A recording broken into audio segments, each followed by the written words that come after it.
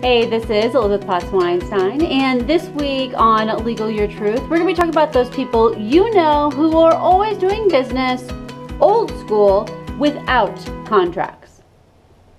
So you probably have run into people in your life who they may have been in business for decades or maybe relatively new, but they do business old school.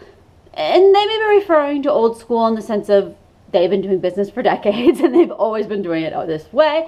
Or they may be talking about this from some kind of spiritual old school sense.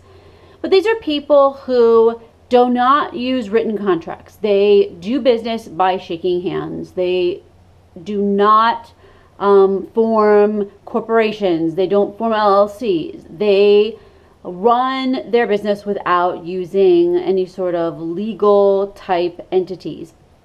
And amazingly, they don't have legal problems. So these aren't people who actually have legal problems. They're able to do this for decades and don't have any consequences. Now these groups of people fall under two camps. There are people, and I run into this, who don't have written contracts, don't form corporations, don't form LLCs, and never do any of these legal things, ever, for decades, and never have problems. Sometimes they have to sign a contract because someone else, like to get a book deal for a major publisher or something, and they don't even read it. They just sign the contract, and it's no problem. And it's amazing, and I'm flabbergasted by it.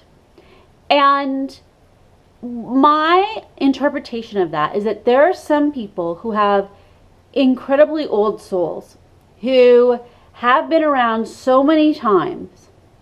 This is the, kind of hippie Buddhist person in me that you're getting now, who have been around so many times that dealing with the boundaries that are inherent in this earth are so old hat to them, are so natural to them that they don't have to make any effort in it. That there's no difficultness for them. When the Dalai Lama is walking around, it doesn't really have to stress about these kinds of issues. It just works out. Not because they're in denial about them, but because it's effortless for that person.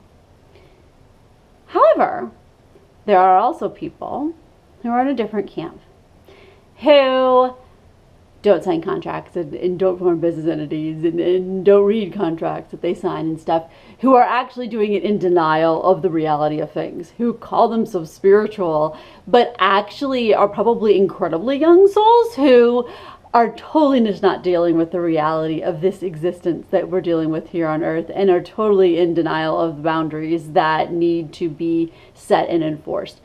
Almost hilariously young and immaturely dealing with the reality of being in this corporal existence.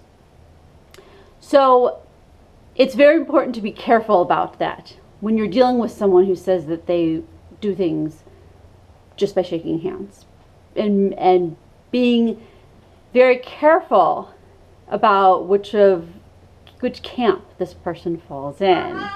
And my cat is very upset about me recording a video right now, apparently. So let me finish up real quickly. But anyway, I'm going to be talking a little bit more about this stuff. I'm going to be doing a program that will probably be coming up. If you're watching this in real time, right after we record this, it'll be coming up in a few weeks, called 10 Days to Business Boundaries. It's going to be a free thing, so don't worry about having to pay for anything. But where I'm going to go a lot more into details about business boundaries and setting them and enforcing them and all that kind of stuff. But I just want to be aware of that, because I do want to acknowledge that there are people who are in the first camp where they legitly don't have to consciously do the contract stuff, because they have actually progressed beyond that, but it is incredibly rare. We're talking Dalai Lama kind of stuff, okay? most of us are not even remotely there yet. This is something where most of us are totally working on in this life still. Almost all of us are still working on in this life.